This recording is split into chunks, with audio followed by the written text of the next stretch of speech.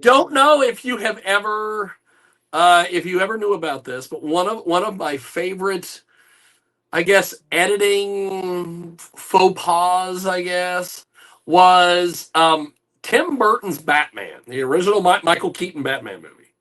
There is a scene where Jack Nicholson and his little crew, including Bob, everybody's favorite Bob, in that movie, they go to, what is it, the art museum, and they're doing all the various things, and they're throwing paint on the art, and they're changing things, and he's painting on things.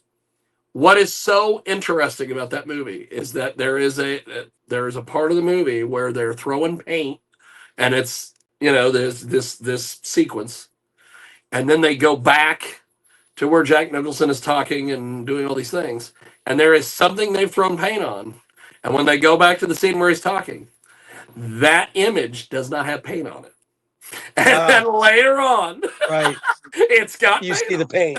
Yeah. My two favorites that come to mind quickly are, one is in Die Hard.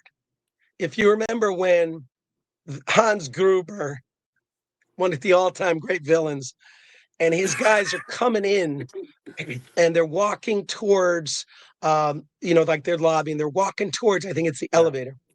One of the guys, the blonde guy, bumps into the wall.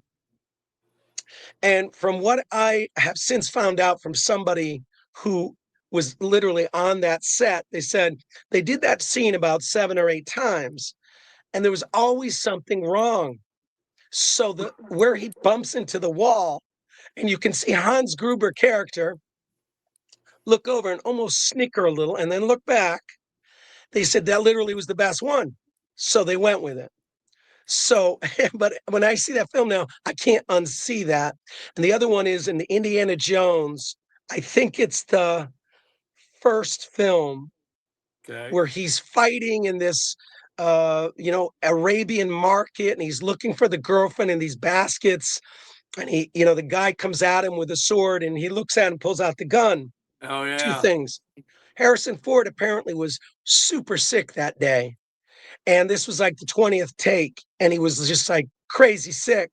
He actually was supposed to have lines, but he was so sick he wanted just to finish the scene. So he improvised, just pulled out the gun and did the shot and said, "I'm done," and literally walked out of the scene to make sure they had to use that scene. And then, but if you look in the background, there's a crew member wearing jeans and a polo shirt in the crew in the background.